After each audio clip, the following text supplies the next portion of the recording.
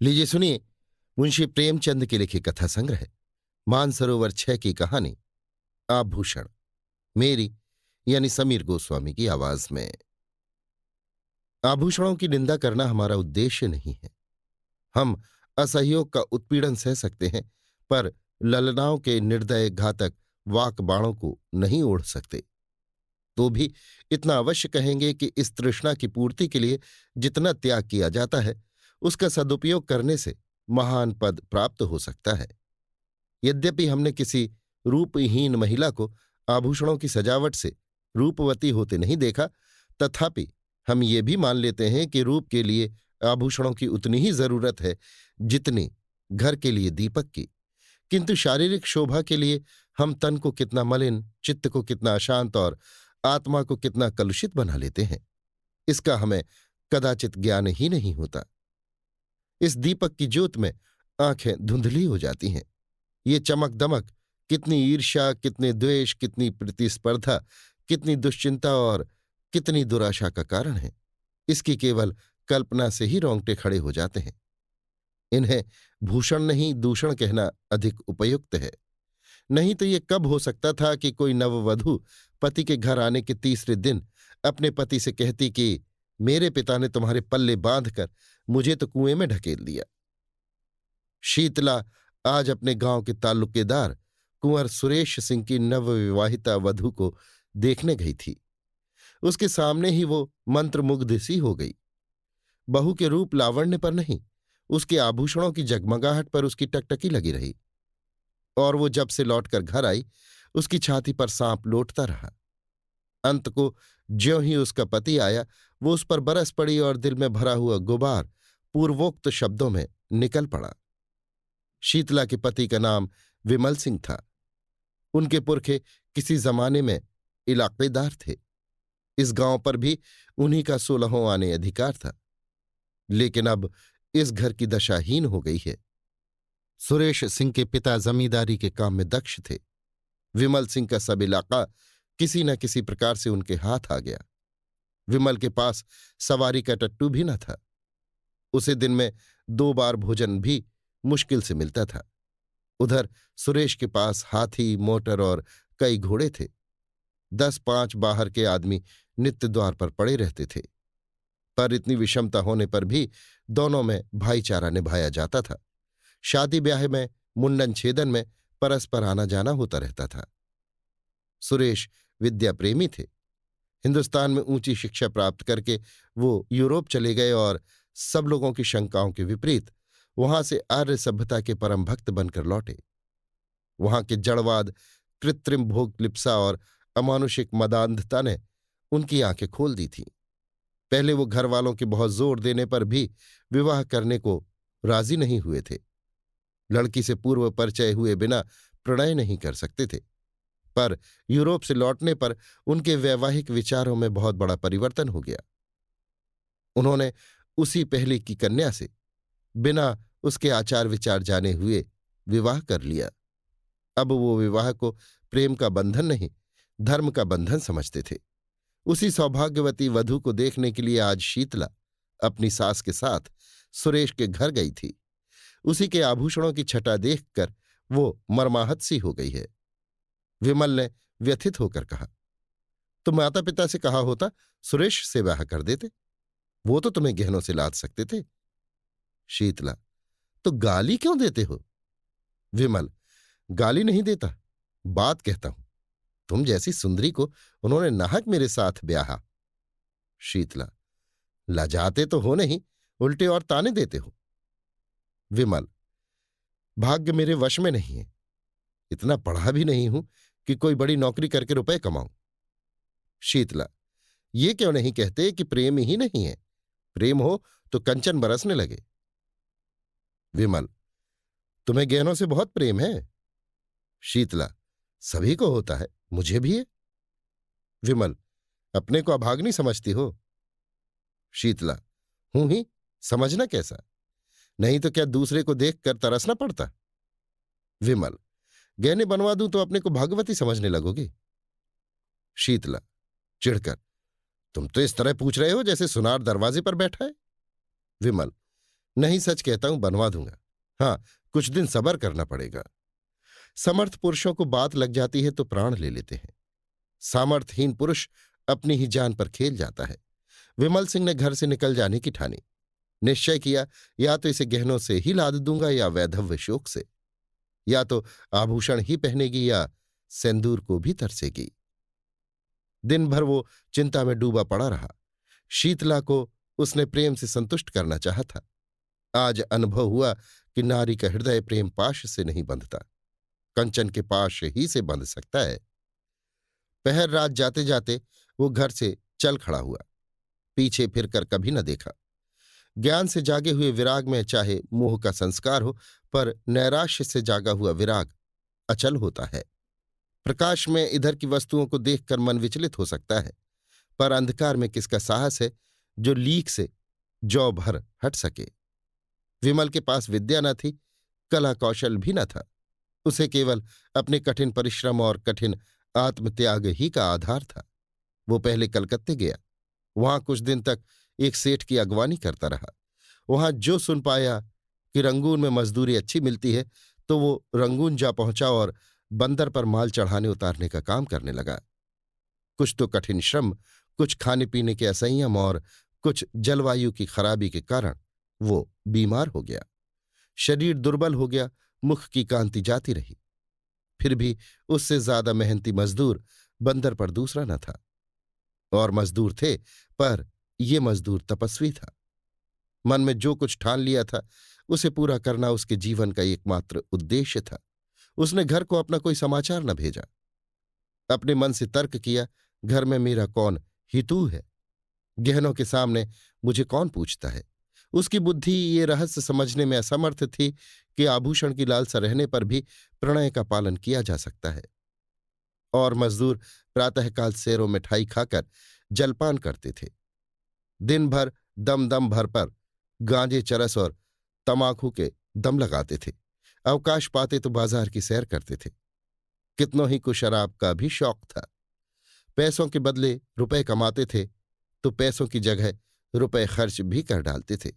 किसी की देह पर साबुत कपड़े न थे, पर विमल उन गिनती के 2-4 मजदूरों में था जो संयम से रहते थे, जिनके जीवन का उद्देश्य खा पी कर मर जाने के सिवा कुछ और भी था। थोड़े ही दिनों में उसके पास थोड़ी सी संपत्ति हो गई। धन के साथ और मजदूरों पर दबाव भी बढ़ने लगा। ये प्रायः सभी जानते थे कि विमल जाति का कुलीन ठाकुर है। सब ठाकुर ही कहकर उसे पुकारते थे। संयम और आचार सम्मान सिद्धि के मंत्र है। विमल मजदूरों का नेता और महाजन हो गया। विमल को रंगून में काम करते हुए 3 वर्ष हो चुके थे। संध्या हो गई थी। वो कई मजदूरों के साथ समुद्र के किनारे बैठा बातें कर रहा था। एक मजदूर ने कहा, यहां की सभी स्त्रियां निठुर होती हैं। बेचारा झींगुर 10 बरस से उसी बर्मी स्त्री के साथ रहता था। कोई अपनी ब्याही जोरू से भी इतना प्रेम न करता होगा। उस पर इतना विश्वास करता था कि जो कुछ कमाता सो उसके हाथ में रख देता था। 3 लड़के थे। अभी कल तक दोनों साथ साथ खाकर लेटे थे। ना कोई लड़ाई, न बात, न चीत। रात को औरत न जाने कहाँ चली गई, लड़कों को छोड़ गई। बेचारा झींगुर रो रहा है।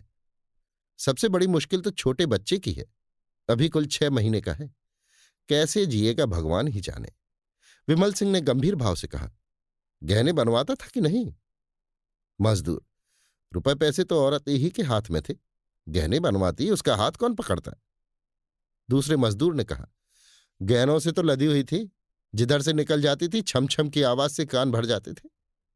विमल, जब गहने बनवाने पर भी निठुराई की तो यही कहना पड़ेगा कि ये जाति ही बेवफा होती है। इतने में एक आदमी ने आकर विमल सिंह से कहा, चौधरी, अभी मुझे एक सिपाही मिला था। वो तुम्हारा नाम, गांव और बाप का नाम पूछ रहा था। कोई बाबू सुरेश सिंह है? विमल ने सशंक होकर कहा, हाँ हैं तो। मेरे गांव के इलाकेदार और बिरादरी के भाई हैं। आदमी, उन्होंने थाने में कोई नोटिस छपवाया है कि जो विमल सिंह का पता लगावेगा उसे 1000 रुपये का इनाम मिलेगा। विमल, तो तुमने सिपाही को सब ठीक ठीक बता दिया? आदमी, चौधरी, मैं कोई गंवार हूं क्या? समझ गया कुछ दाल में काला है। नहीं तो कोई इतने रुपए क्यों खर्च करता है? मैंने कह दिया कि उनका नाम विमल सिंह नहीं, जसूदा पांडे है। बाप का नाम सुक्खू बताया और घर जिला झांसी में। पूछने लगा, यहां कितने दिन से रहता है? मैंने कहा, कोई 10 साल से। तब कुछ सोचकर चला गया। सुरेश बाबू से तुम्हारी कोई अदावत है क्या चौधरी? विमल, अदावत तो नहीं थी, मगर कौन जाने उनकी नीयत बिगड़ गई हो। मुझ पर कोई अपराध लगाकर मेरी जगह जमीन पर हाथ बढ़ाना चाहते हो। तुमने बड़ा अच्छा किया कि सिपाही को उड़नझाई बताई। आदमी, मुझसे कहता था कि ठीक ठीक बता दो तो 50 रुपये तुम्हें भी दिला दूं। मैंने सोचा आप तो 1000 की गठरी मारेगा और मुझे 50 रुपये दिलाने को कहता है। फटकार बता दी। एक मजदूर, मगर जो 200 रुपये देने को कहता तो तुम सब ठीक ठीक नाम ठिकाना बता देते। क्यों? तेरे लालची की। आदमी लज्जित होकर, 200 रुपये नहीं, 2000 रुपये भी देता तो न बताता। मुझे ऐसा विश्वासघात करने वाला मत समझो। जब जी चाहे परख लो। मजदूरों में यौं वाद विवाद होता ही रहा। विमल आकर अपनी कोठरी में लेट गया। वो सोचने लगा, अब क्या करूं? जब सुरेश जैसे सज्जन की नीयत बदल गई तो अब किसका भरोसा करूं? नहीं, अब बिना घर गए काम नहीं चलेगा। कुछ दिन और न गया तो फिर कहीं का न होऊंगा। 2 साल और रह जाता तो पास में पूरे 5000 रुपये हो जाते। शीतला की इच्छा कुछ पूरी हो जाती। अभी तो सब मिलाकर 3000 रुपये ही होंगे। इतने में उसकी अभिलाषा न पूरी होगी। खैर, अभी चलूं, 6 महीने में फिर लौट आऊंगा। अपनी जायदाद तो बच जाएगी। नहीं, 6 महीने तक रहने का क्या है? आने जाने का 1 महीना लग जाएगा। घर में 15 दिन से ज्यादा न रहूंगा। वहां कौन पूछता है? आऊं या रहूं, मरूं या जीऊं, वहां तो गहनों से प्रेम है। इस तरह मन में निश्चय करके वो दूसरे दिन रंगून से चल पड़ा। संसार कहता है कि गुण के सामने रूप की कोई हस्ती नहीं।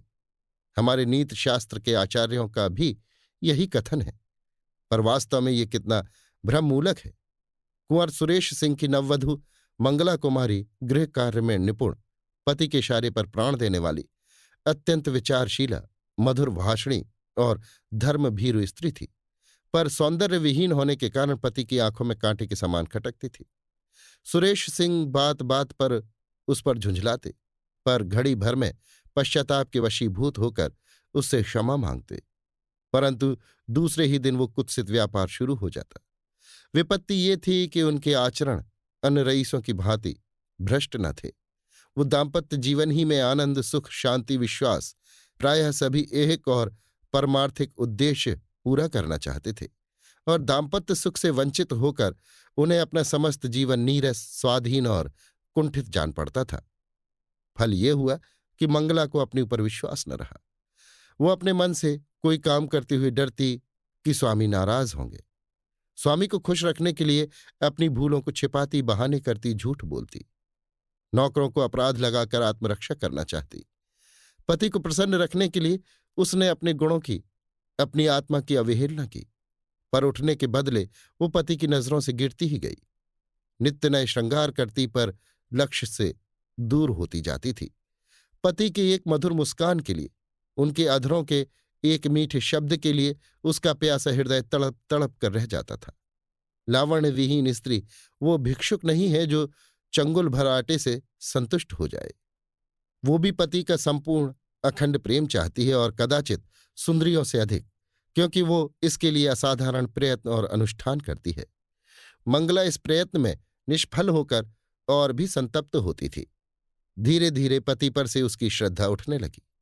उसने तर्क किया कि ऐसे क्रूर, हृदय शून्य, कल्पनाहीन मनुष्य से मैं भी उसी का सा व्यवहार करूंगी। जो पुरुष रूप का भक्त है वो प्रेम भक्ति के योग्य नहीं। इस प्रत्याघात ने समस्या और भी जटिल कर दी। मगर मंगला को केवल अपनी रूपहीनता ही का रोना न था। शीतला का अनुपम रूप लालित्य भी उसकी कामनाओं का बाधक था, बल्कि ये उसकी आशालताओं पर पड़ने वाला तुषार था। मंगला सुंदरी न सही, पर पति पर जान देती थी। जो अपने को चाहे उससे हम विमुख नहीं हो सकते। प्रेम की शक्ति अपार है, पर शीतला की मूर्ति सुरेश के हृदय द्वार पर बैठी हुई मंगला को अंदर न जाने देती थी, चाहे वो कितना ही वेश बदल कर आवे। सुरेश इस मूर्ति को हटाने की चेष्टा करते थे, उसे बलात् निकाल देना चाहते थे, किंतु सौंदर्य का आधिपत्य धन के आधिपत्य से कम दुर्निवार नहीं होता। जिस दिन शीतला इस घर में मंगला का मुख देखने आई थी, उसी दिन सुरेश की आंखों ने उसकी मनोहर छवि की एक झलक देख ली थी। वो एक झलक मानो एक क्षणिक क्रिया थी, जिसने एक ही धावे में समस्त हृदय राज्य को जीत लिया, उस पर अपना आधिपत्य जमा लिया। सुरेश एकांत में बैठे हुए शीतला के चित्र को मंगला से मिलाते, ये निश्चय करने के लिए कि उनमें क्या अंतर है, एक क्यों मन को खींचती है, दूसरी क्यों उसे हटाती है। पर उसके मन का ये खिंचाव केवल एक चित्रकार या कवि का रसास्वादन मात्र था। वो पवित्र और वासनाओं से रहित था। वो मूर्ति केवल उसके मनोरंजन की सामग्री मात्र थी। ये अपने मन को बहुत समझाते, संकल्प करते कि अब मंगला को प्रसन्न रखूंगा। यदि वो सुंदर नहीं है तो उसका क्या दोष। पर उनका ये सब प्रयास मंगला के सम्मुख जाते ही विफल हो जाता था। वो बड़ी सूक्ष्म दृष्टि से मंगला के मन के बदलते हुए भावों को देखते थे, पर एक पक्षाघात पीड़ित मनुष्य की भांति घी के घड़े को लुढ़कते देख कर भी रोकने का कोई उपाय न कर सकते थे। परिणाम क्या होगा, ये सोचने का उन्हें साहस ही न होता था। पर जब मंगला ने अंत को बात बात में उनकी तीव्र आलोचना करना शुरू कर दिया, वो भी उनसे उच्छृंखलता का व्यवहार करने लगी, तो उसके प्रति उनका वो उतना सौहार्द भी विलुप्त हो गया। घर में आना जाना छोड़ दिया। एक दिन संध्या के समय बड़ी गर्मी थी। पंखा झलने से आग और भी दहकती थी। कोई सैर करने बगीचों में भी न जाता था। पसीने की भांति शरीर से सारी स्फूर्ति बह गई थी। जो जहां था वहीं मुर्दा सा पड़ा था। आग से सेंके हुए मृदंग की भांति लोगों के स्वर कर्कश हो गए थे। साधारण बातचीत में भी लोग उत्तेजित हो जाते थे, जैसे साधारण संघर्षण से वन के वृक्ष जल उठते हैं। सुरेश सिंह कभी 4 कदम टहलते थे, फिर हाँफ कर बैठ जाते थे। नौकरों पर झुंझला रहे थे कि जल्द जल्द छिड़काव क्यों नहीं करते। सहसा उन्हें अंदर से गाने की आवाज सुनाई दी। चौंके, फिर क्रोध आया। मधुर गान कानों को अप्रिय जान पड़ा। ये क्या बेवक्त की शहनाई है। यहां गर्मी के मारे दम निकल रहा है और इन सबको गाने की सूझी है। मंगला ने बुलाया होगा और क्या। लोग नाहक कहते हैं कि स्त्रियों का जीवन का आधार प्रेम है। उनके जीवन का आधार वही भोजन निद्रा राग रंग आमोद प्रमोद है जो समस्त प्राणियों का है। घंटे भर तो सुन चुका, ये गीत कभी बंद भी होगा या नहीं। सब व्यर्थ में गला फाड़ फाड़ कर चिल्ला रही हैं। अंत को न रहा गया। जनान खाने में आकर बोले, ये तुम लोगों ने क्या कांव कांव मचा रखी है। ये गाने बजाने का कौन सा समय है। बाहर बैठना मुश्किल हो गया। सन्नाटा छा गया। जैसे शोरगुल मचाने वाले बालकों में मास्टर पहुंच जाए। सभी ने सिर झुका लिए और सिमट गई। मंगला तुरंत उठकर सामने वाले कमरे में चली गई। पति को बुलाया और आहिस्ते से बोली, क्यों इतना बिगड़ रहे हो। मैं इस वक्त गाना नहीं सुनना चाहता। तुम्हें सुनाता ही कौन है। क्या मेरे कानों पर भी तुम्हारा अधिकार है। फजूल की बमचक। तुमसे मतलब। मैं अपने घर में ये कोलाहल न मचने दूंगा। तो मेरा घर कहीं और है। सुरेश सिंह इसका उत्तर न देकर बोले, इन सब से कह दो फिर किसी वक्त आए। मंगला, इसलिए कि तुम्हें इनका आना अच्छा नहीं लगता। हाँ, इसीलिए। तुम क्या सदा वही करते हो जो मुझे अच्छा लगे। तुम्हारे यहां मित्र आते हैं, हंसी ठट्ठे की आवाज अंदर सुनाई देती है। मैं कभी नहीं कहती कि इन लोगों का आना बंद कर दो। तुम मेरे कामों में दस्तंदाजी क्यों करते हो। सुरेश ने तेज होकर कहा, इसलिए कि मैं घर का स्वामी हूं। मंगला, तुम बाहर के स्वामी हो, यहां मेरा अधिकार है। सुरेश, क्यों व्यर्थ की बकबक करती हो। मुझे चढ़ाने से क्या मिलेगा। मंगला जरा देर चुपचाप खड़ी रही। वो पति के मनोगत भावों की मीमांसा कर रही थी। फिर बोली, अच्छी बात है। जब इस घर में मेरा कोई अधिकार नहीं तो न रहूंगी। अब तक भ्रम में थी, आज तुमने वो भ्रम मिटा दिया। मेरा इस घर पर अधिकार कभी नहीं था। जिस स्त्री का पति के हृदय पर अधिकार नहीं, उसका उसकी संपत्ति पर भी कोई अधिकार नहीं हो सकता। सुरेश ने लज्जित होकर कहा, बात का बतंगड़ क्यों बनाती हो। मेरा ये मतलब न था। कुछ का कुछ समझ गई। मंगला, मन की बात आदमी के मुंह से अनायास ही निकल जाती है। सावधान होकर हम अपने भावों को छिपा लेते हैं। सुरेश को अपनी असज्जनता पर दुख तो हुआ, पर इस भय से कि मैं इसे जितना ही मनाऊंगा उतना ही ये और जली कटी सुनाएगी, उसे वहीं छोड़कर बाहर चले आए। प्रातःकाल ठंडी हवा चल रही थी। सुरेश खुमारी में पड़े हुए स्वप्न देख रहे थे कि मंगला सामने से चली जा रही है। चौंक पड़े। देखा द्वार पर सचमुच मंगला खड़ी है। घर की नौकरानियां आंचल से आंखें पहुंच रही हैं। कई नौकर आसपास खड़े हैं। सभी की आंखें सजल और मुख उदास है, मानो बहू विदा हो रही है। सुरेश समझ गए कि मंगला को कल की बात लग गई, पर उन्होंने उठकर कुछ पूछने की, मनाने की या समझाने की चेष्टा नहीं की।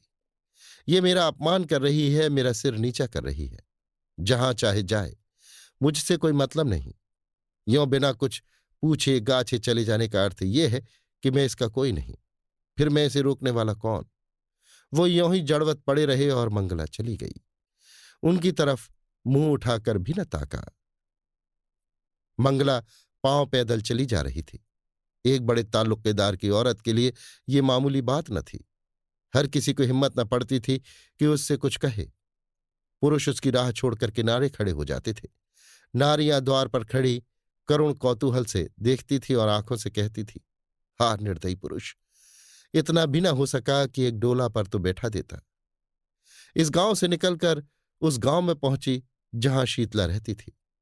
शीतला सुनते ही द्वार पर आ खड़ी हो गई और मंगला से बोली, बहन, जरा आकर दम ले लो। मंगला ने अंदर जाकर देखा तो मकान जगह जगह से गिरा हुआ था। दालान में एक वृद्धा खाट पर पड़ी थी।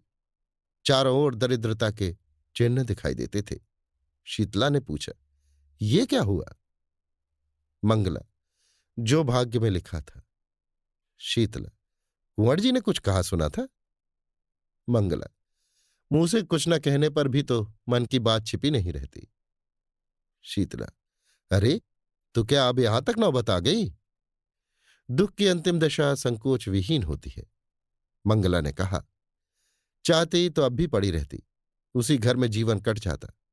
पर जहां प्रेम नहीं, पूछ नहीं, मान नहीं, वहां अब नहीं रह सकती। शीतला, तुम्हारा मैका कहाँ है? मंगला, मैं के कौन मुंह लेकर जाऊंगी? शीतला, तब कहां जाओगी? मंगला, ईश्वर के दरबार में पूछूंगी कि तुमने मुझे सुंदरता क्यों नहीं दी, बदसूरत क्यों बनाया। बहन, स्त्री के लिए इससे अधिक दुर्भाग्य की बात नहीं कि वो रूपहीन हो। शायद पहले जन्म की पिशाचनियां ही बदसूरत औरतें होती हैं। रूप से प्रेम मिलता है और प्रेम से दुर्लभ कोई वस्तु नहीं है। ये कहकर मंगला उठ खड़ी हुई। शीतला ने उसे रोका नहीं। सोचा, इसे क्या खिलाऊंगी? आज तो चूल्हा जलने की भी कोई आशा नहीं। उसके जाने के बाद वो देर तक बैठी सोचती रही, मैं कैसी अभागिन हूं। जिस प्रेम को ना पाकर ये बेचारी जीवन को त्याग रही है, उसी प्रेम को मैंने पांव से ठुकरा दिया। इसे जेवर की क्या कमी थी? क्या ये सारे जड़ाऊ जेवर इसे सुखी रख सके? इसने उन्हें पांव से ठुकरा दिया। उन्हीं आभूषणों के लिए मैंने अपना सर्वस्व खो दिया। ना जाने वो कहाँ है, किस दशा में है। अपनी लालसा को, तृष्णा को वो कितनी ही बार धिक्कार चुकी थी। मंगला की दशा देखकर आज उसे आभूषणों से घृणा हो गई। विमल को घर छोड़े 2 साल हो गए थे। शीतला को अब उनके बारे में भांति भांति की शंकाएं होने लगी थी। आठों पहर उसके चित्त में ग्लानि और क्षोभ की आग सुलगा करती थी। देहात के छोटे मोटे जमींदारों का काम डांट डपट छीन झपट ही से चला करता है। विमल की खेती बेगार में होती थी। उसके जाने के बाद सारे खेत पड़ती रह गए, कोई जोतने वाला न मिला। इस ख्याल से साझे पर भी किसी ने न जोता कि बीच में कहीं विमल सिंह आ गए तो साझेदार को अंगूठा दिखा देंगे। असामियों ने लगान न दिया। शीतला ने महाजन से रुपए उधार लेकर काम चलाया। दूसरे वर्ष भी यही कैफियत रही। अब की महाजन ने रुपए नहीं दिए। शीतला के गहनों के सिर गई। दूसरा साल समाप्त होते होते घर की सब लेई पूंजी निकल गई। फाके होने लगे। बूढ़ी सास, छोटा देवर, ननद और आप, 4 प्राणियों का खर्च था। नात हित भी आते ही रहते थे। उस पर ये और मुसीबत हुई कि मैके में एक फौजदारी हो गई। पिता और बड़े भाई उसमें फंस गए। 2 छोटे भाई, एक बहन और माता, 4 प्राणी और सर पर आ डटे। गाड़ी पहले मुश्किल से चलती थी, अब जमीन में धंस गई। प्रातःकाल से कलह आरंभ हो जाता। समधिन समधिन से साले बहनोई से गुथ जाते। कभी तो अन्न के अभाव से भोजन ही न बनता, कभी भोजन बनने पर भी गाली गलौज के कारण खाने की नौबत न आती। लड़के दूसरों के खेतों में जाकर गन्ने और मटर खाते। बुढ़िया दूसरों के घर जाकर अपना दुखड़ा रोती और ठकुर सुहाती करती। पुरुष की अनुपस्थिति में स्त्री के मैके वालों का प्राधान्य हो जाता है। इस संग्राम में प्रायः विजय पताका मैके वालों ही के हाथ में रहती है।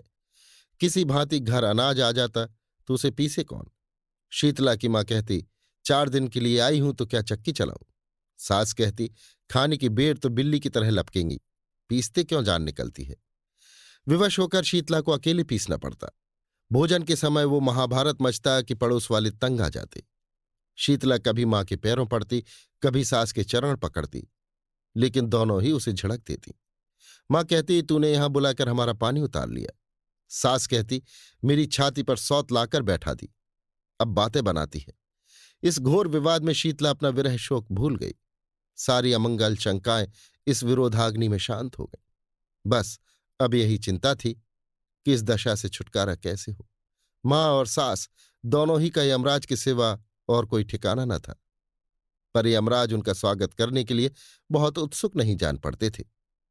सैकड़ों उपाय सोचती, पर उस पथिक की भांति जो दिन भर चलकर भी अपने द्वार ही पर खड़ा हो। उसकी सोचने की शक्ति निश्चल हो गई थी। चारों तरफ निगाहें दौड़ाती कि कहीं कोई शरण का स्थान है, पर कहीं निगाह न जमती। एक दिन वो इसी नैराश्य की अवस्था में द्वार पर खड़ी थी। मुसीबत में चित्त की उद्विग्नता में, इंतजार में द्वार से हमें प्रेम हो जाता है। सहसा उसने बाबू सुरेश सिंह को सामने से घोड़े पर जाते देखा। उनकी आंखें उसकी ओर फिरी, आंखें मिल गईं। वो झिझक कर पीछे हट गई, किवाड़े बंद कर लिए। कुंवर साहब आगे बढ़ गए। शीतला को खेद हुआ कि उन्होंने मुझे देख लिया। मेरे सिर पर साड़ी फटी हुई थी, चारों तरफ उसमें पैबंद लगे हुए थे। वो अपने मन में न जाने क्या कहते होंगे। कुंवर साहब को गांव वालों से विमल सिंह के परिवार के कष्टों की खबर मिली थी। वो गुप्त रूप से उनकी कुछ सहायता करना चाहते थे, पर शीतला को देखते ही संकोच ने उन्हें ऐसा दबाया कि द्वार पर एक क्षण भी न रुक सके। मंगला के गृह त्याग के 3 महीने पीछे आज वो पहली बार घर से निकले थे। मारे शर्म के बाहर बैठना छोड़ दिया था। इसमें संदेह नहीं कि कुंवर साहब मन में शीतला के रूप रस का आस्वादन करते थे। मंगला के जाने के बाद उनके हृदय में एक विचित्र दुष्कामना जाग उठी। क्या किसी उपाय से ये सुंदरी मेरी नहीं हो सकती? विमल का मुद्दत से पता नहीं, बहुत संभव है कि वो अब संसार में न हो, किंतु वो इस दुष्कल्पना को विचार से दबाते रहते थे। शीतला की विपत्ति कथा सुनकर भी वो उसकी सहायता करते हुए डरते थे। कौन जाने, वासना यही वेश धरकर मेरे विचार और विवेक पर कुठाराघात करना चाहती हो। अंत को लालसा की कपट लीला उन्हें भुलावा दे ही गई। वो शीतला के घर उसका हालचाल पूछने गए। मन में तर्क किया, ये कितना घोर अन्याय है कि एक अबला ऐसे संकट में हो और मैं उसकी बात भी न पूछूं।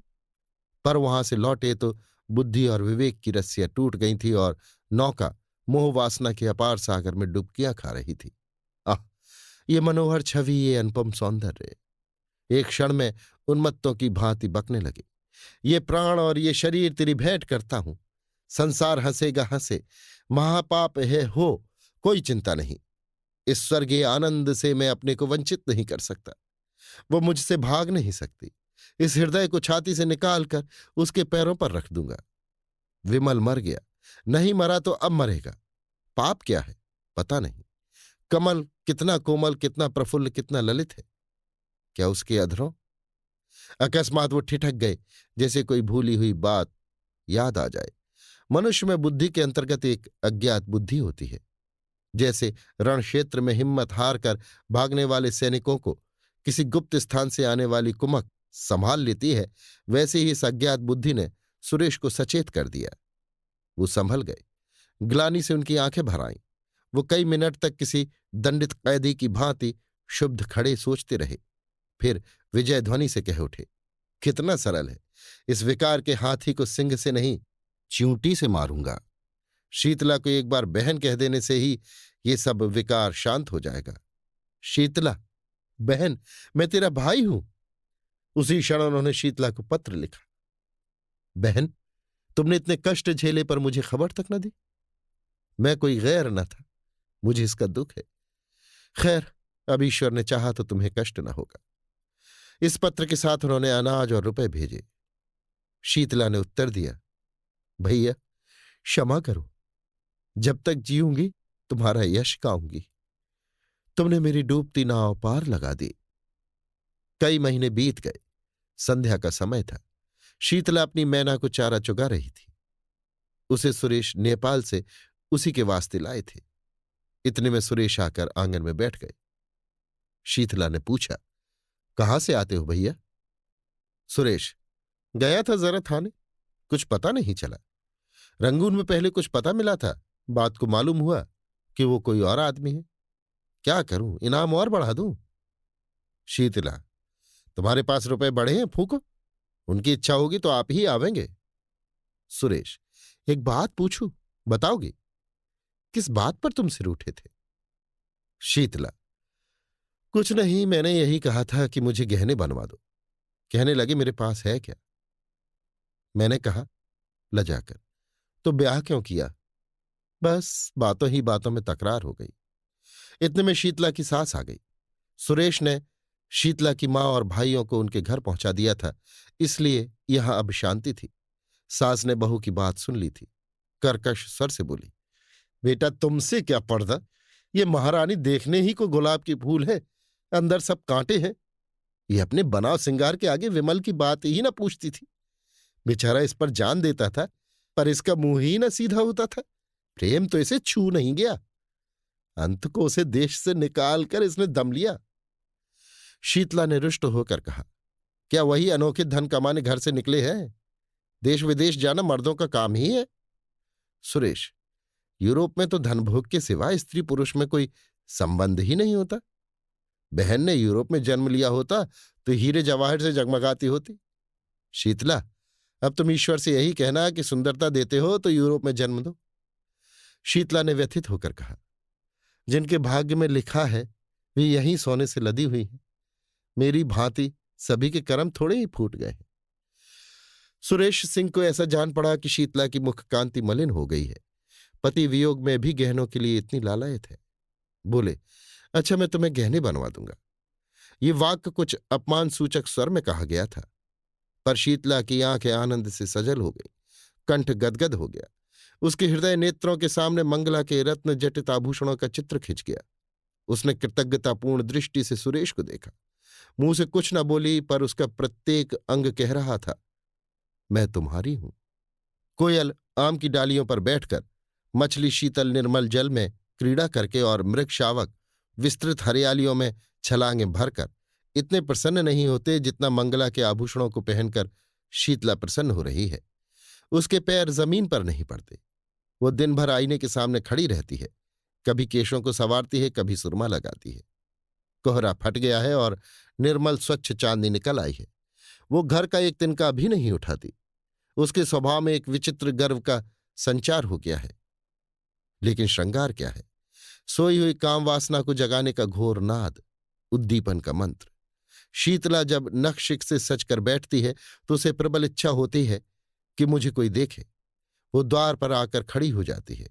गांव की स्त्रियों की प्रशंसा से उसे संतोष नहीं होता। गांव के पुरुषों को वो श्रृंगार रस विहीन समझती है, इसलिए सुरेश सिंह को बुलाती है। पहले वो दिन में एक बार आ जाते थे, अब शीतला के बहुत अनुनय विनय करने पर भी नहीं आते। पहर रात गई थी, घरों के दीपक बुझ चुके थे। शीतला के घर में दीपक जल रहा था। उसने कुंवर साहब के बगीचे से बेले के फूल मंगवाए थे और बैठी हार गूंथ रही थी। अपने लिए नहीं, सुरेश के लिए। प्रेम के सिवा एहसान का बदला देने के लिए उसके पास और था ही क्या। एकाएक कुत्तों के भूंकने की आवाज सुनाई दी और दम भर में विमल सिंह ने मकान के अंदर कदम रखा। उनके एक हाथ में संदूक था, दूसरे हाथ में एक गठरी। शरीर दुर्बल, कपड़े मैले, दाढ़ी के बाल बढ़े हुए, मुख पीला, जैसे कोई कैदी जेल से निकल कर आया हो। दीपक का प्रकाश देखकर वो शीतला के कमरे की तरफ चले। मैना पिंजरे में तड़फड़ाने लगी। शीतला ने चौंक कर सिर उठाया, घबरा कर बोली, कौन? फिर पहचान गई। तुरंत फूलों को एक कपड़े से छिपा दिया, उठ खड़ी हुई और सिर झुकाकर पूछा, इतनी जल्दी सुधली? विमल ने कुछ जवाब न दिया। विस्मित हो होकर कभी शीतला को देखता और कभी घर को, मानो किसी नए संसार में पहुंच गया है। ये वो अधखिला फूल न था जिसकी पंखुड़ियां अनुकूल जलवायु न पाकर सिमट गई थी। ये पूर्ण विकसित कुसुम था, ओस के जल कणों से जगमगाता और वायु के झोंकों से लहराता हुआ। विमल उसकी सुंदरता पर पहले भी मुग्ध था, पर ये ज्योति वो अग्निज्वाला थी जिससे हृदय में ताप और आंखों में जलन होती थी। ये आभूषण, ये वस्त्र, ये सजावट। उसके सिर में एक चक्कर सा आ गया, जमीन पर बैठ गया। इस सूर्यमुखी के सामने बैठते हुए उसे लज्जा आती थी। शीतला अभी तक स्तंभित खड़ी थी। वो पानी लाने नहीं दौड़ी, उसने पति के चरण नहीं धोए, उसको पंखा तक नहीं झला। हतबुद्धि सी हो गई थी। उसने कल्पनाओं की कैसी सुरम्य वाटिका लगाई थी, उस पर तुषार पड़ गया। वास्तव में इस मलिन वदन अर्धनग्न पुरुष से उसे घृणा हो रही थी। ये घर का जमींदार विमल न था, वो मजदूर हो गया था। मोटा काम मुखाकृति पर असर डाले बिना नहीं रहता। मजदूर सुंदर वस्त्रों में भी मजदूर ही रहता है।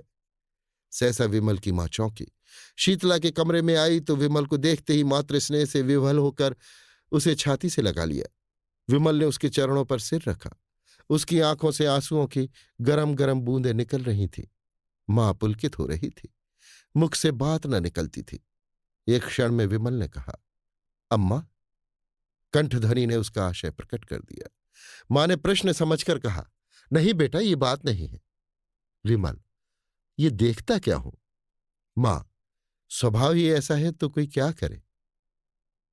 विमल, सुरेश ने मेरा हुलिया क्यों लिखाया था? मां, तुम्हारी खोज लेने के लिए। उन्होंने दया न की होती तो आज घर में किसी को जीता न पाते। विमल, बहुत अच्छा होता। शीतला ने ताने से कहा, अपनी ओर से तुमने सबको मार ही डाला था, फूलों की सेज नहीं बिछा गए थे। विमल, अब तो फूलों की सेज ही बिछी हुई देखता हूं। शीतला, तुम किसी के भाग्य के विधाता हो। विमल सिंह उठकर क्रोध से कांपता हुआ बोला, अम्मा, मुझे यहां से ले चलो। मैं इस पिशाचनी का मुंह नहीं देखना चाहता। मेरी आंखों में खून उतरता चला आता है। मैंने इस कुल कलंकनी के लिए 3 साल तक जो कठिन तपस्या की है, उससे ईश्वर मिल जाता है, पर इसे न पा सका। ये कहकर वो कमरे से निकल आया और मां के कमरे में लेट रहा। मां ने तुरंत उसका मुंह और हाथ पैर धुलाए। वो चूल्हा जलाकर पूरियां पकाने लगी। साथ साथ घर की विपत्ति कथा भी कहती जाती थी। विमल के हृदय में सुरेश के प्रति जो विरोधाग्नि प्रज्वलित हो रही थी वो शांत हो गई, लेकिन हृदय दाह ने रक्तदाह का रूप धारण किया। जोर का बुखार चढ़ आया। लंबी यात्रा की थकान और कष्ट तो था ही, बरसों के कठिन श्रम और तप के बाद ये मानसिक संताप और भी दुस्सह हो गया। सारी रात वो अचेत पड़ा रहा। मां बैठी पंखा झलती और रोती थी। दूसरे दिन भी वो बेहोश पड़ा रहा। शीतला उसके पास एक क्षण के लिए भी न आई। इन्होंने मुझे कौन से सोने के कौर खिला दिए हैं जो इनकी धौंस सहूं। यहां तो जैसे कंता घर रहे वैसे रहे विदेश। किसी की फूटी कौड़ी नहीं जानती। बहुत ताव दिखाकर तो गए थे, क्या लाद लाए। संध्या के समय सुरेश को खबर मिली, तुरंत दौड़े हुए आए। आज 2 महीने के बाद उन्होंने उस घर में कदम रखा। विमल ने आंखें खोली, पहचान गया। आंखों से आंसू बहने लगे। सुरेश के मुखारविंद पर दया की ज्योत झलक रही थी। विमल ने उसके बारे में जो अनुचित संदेह किया था, उसके लिए वो अपने को धिक्कार रहा था। शीतला ने ज्यों ही सुना कि सुरेश सिंह आए हैं, तुरंत शीशे के सामने गई। केश छिटका लिए और विपत की मूर्ति बनी हुई विमल के कमरे में आई। कहाँ तो विमल की आंखें बंद थी, मूर्छित सा पड़ा था। कहाँ शीतला के आते ही आंखें खुल गई। अग्निमय नेत्रों से उसकी ओर देखकर कहा, अभी आई है? आज के तीसरे दिन आना, कुंवर साहब से उस दिन फिर भेंट हो जाएगी। शीतला उल्टे पांव चली गई। सुरेश पर घड़ों पानी पड़ गया। मन में सोचा, कितना रूप लावण्य है, पर कितना विषाक्त। हृदय की जगह केवल श्रृंगार लालसा। आतंक बढ़ता गया। सुरेश ने डॉक्टर बुलाए, पर मृत्युदेव ने किसी की न मानी। उनका हृदय पाषाण है, किसी भांति नहीं पसीजता। कोई अपना हृदय निकाल कर रख दे, आंसुओं की नदी बहा दे, पर उन्हें दया नहीं आती। बसे हुए घर को उजाड़ना, लहराती हुई खेती को सुखाना उनका काम है। और उनकी निर्दयता कितनी विनोदमय है। ये नित्य नए रूप बदलते रहते हैं। कभी दामनी बन जाते हैं तो कभी पुण्यमाला, कभी सिंह बन जाते हैं तो कभी सियार, कभी अग्नि के रूप में दिखाई देते हैं तो कभी जल के रूप में। तीसरे दिन पिछली रात को विमल की मानसिक पीड़ा और हृदय ताप का अंत हो गया। चोर दिन को कभी चोरी नहीं करता। यम के दूत प्रायः रात ही को सबकी नजर बचाकर आते हैं और प्राण रत्न को चुरा ले जाते हैं। आकाश के फूल मुरझाए हुए थे, वृक्ष समूह स्थिर थे पर शोक में मग्न, सिर झुकाए हुए। रात शोक का बाह्य रूप है, रात मृत्यु का क्रीड़ा क्षेत्र है। उसी समय विमल के घर से आर्तनाद सुनाई दिया, वो नाद जिसे सुनने के लिए मृत्युदेव विकल रहते हैं। शीतला चौंक पड़ी और घबराई हुई मरणशैया की ओर चली। उसने मृतदेह पर निगाह डाली और भयभीत होकर एक पग पीछे हट गई। उसे जान पड़ा विमल सिंह उसकी ओर अत्यंत तीव्र दृष्टि से देख रहे हैं। बुझे हुए दीपक में उसे भयंकर ज्योत दिखाई पड़ी। वो मारे भय के वहां ठहर न सके। द्वार से निकल ही रही थी कि सुरेश सिंह से भेंट हो गई। कातर स्वर में बोली, मुझे यहां डर लगता है। उसने चाहा कि रोती हुई इनके पैरों पर गिर पड़ूं, पर वो अलग हट गए। जब किसी पथिक को चलते चलते ज्ञात होता है कि मैं रास्ता भूल गया हूं, तो वो सीधे रास्ते पर आने के लिए बड़े वेग से चलता है। झुंझलाता है कि मैं इतना असावधान क्यों हो गया। सुरेश भी अब शांति मार्ग पर आने के लिए विकल हो गए। मंगला की स्नेहमयी सेवाएं याद आने लगीं। हृदय में वास्तविक सौंदर्य उपासना का भाव उदय हुआ। उसमें कितना प्रेम, कितना त्याग, कितनी क्षमा थी। उसकी अतुलपति भक्ति को याद करके कभी कभी वो तड़प जाते। आह, मैंने घोर अत्याचार किया, ऐसे उज्ज्वल रत्न का आदर न किया। मैं यों ही जड़वत पड़ा रहा और मेरे सामने ही लक्ष्मी घर से निकल गई। मंगला ने चलते चलते शीतला से जो बातें कही वे उन्हें मालूम थी, पर उन बातों पर विश्वास न होता था। मंगला शांत प्रकृति की थी, वो इतनी उद्दंडता नहीं कर सकती। उसमें क्षमा थी, वो इतना विद्वेष नहीं कर सकती। उनका मन कहता था कि वो जीती है और कुशल से है। उसके मैके वालों को कई पत्र लिखे, पर वहां व्यंग और कटु वाक्यों के सिवा और क्या रखा था। अंत को उन्होंने लिखा, अब उस रत्न की खोज में स्वयं जाता हूं, या तो लेकर ही आऊंगा या कहीं मुंह में कालिख लगाकर डूब मरूंगा। इस पत्र का उत्तर आया, अच्छी बात है, जाइए, पर यहां से होते हुए जाइएगा। यहां से भी कोई आपके साथ चला जाएगा। सुरेश सिंह को इन शब्दों में आशा की झलक दिखाई दी। उसी दिन प्रस्थान कर दिया, किसी को साथ नहीं लिया। ससुराल में किसी ने उनका प्रेममय स्वागत नहीं किया। सभी के मुंह फूले हुए थे। ससुर जी ने तो उन्हें पति धर्म पर एक लंबा उपदेश दिया। रात को जब वो भोजन करके लेटे तो छोटी साली आकर बैठ गई और मुस्कुराकर बोली, जीजा जी, कोई सुंदरी अपने रूपहीन पुरुष को छोड़ दे, उसका अपमान करे तो आप उसे क्या कहेंगे? सुरेश गंभीर स्वर से, कुटिला। साली, और ऐसे पुरुष को जो अपनी रूपहीन स्त्री को त्याग दे? सुरेश, पशु। साली, और जो पुरुष विद्वान हो? सुरेश, पिशाच। साली हंसकर, तो मैं भागती हूं, मुझे आपसे डर लगता है। सुरेश, पिशाचों का प्रायश्चित भी तो स्वीकार हो जाता है। साली, शर्त यह है कि प्रायश्चित सच्चा हो। सुरेश, ये तो वो अंतर्यामी ही जान सकते हैं। साली, सच्चा होगा तो उसका फल भी अवश्य मिलेगा, मगर दीदी को लेकर इधर ही से लौटिएगा। सुरेश की आशा नौका फिर डगमगाई। गिड़गिड़ाकर बोले, प्रभा, ईश्वर के लिए मुझ पर दया करो, मैं बहुत दुखी हूं। साल भर में ऐसा कोई दिन नहीं गया कि मैं रोकर न सोया हूं। प्रभा ने उठकर कहा, अपने किए का क्या इलाज? चाहती हूं आराम कीजिए। एक क्षण में मंगला की माता आकर बैठ गई और बोली, बेटा, तुमने तो बहुत पढ़ा लिखा है, देश विदेश घूम आए हो, सुंदर बनने की कोई दवा कहीं नहीं देखी? सुरेश ने विनयपूर्वक कहा, माता जी, अब ईश्वर के लिए और लज्जित न कीजिए। माता, तुमने तो मेरी प्यारी बेटी के प्राण ले लिए, मैं क्या तुम्हें लज्जित करने से भी गई? जी में तो था कि ऐसी ऐसी सुनाऊंगी कि तुम भी याद करोगे, पर मेहमान हो, क्या झलाऊं, आराम करो। सुरेश आशा और भय की दशा में पड़े करवटें बदल रहे थे कि एकाएक द्वार पर किसी ने धीरे से कहा, जाती क्यों नहीं, जागते तो हैं। किसी ने जवाब दिया, ला जाती है। सुरेश ने आवाज पहचानी, प्यासे को पानी मिल गया। एक क्षण में मंगला उनके सम्मुख आई और सिर झुकाकर खड़ी हो गई। सुरेश को उसके मुख पर एक अनूठी छवि दिखाई दी, जैसे कोई रोगी स्वास्थ्य लाभ कर चुका हो। रूप वही था, पर आंखें और थी। अभी आप सुन रहे थे मुंशी प्रेमचंद के लिखे कथा संग्रह मानसरोवर 6 की कहानी आभूषण, मेरी यानी समीर गोस्वामी की आवाज में।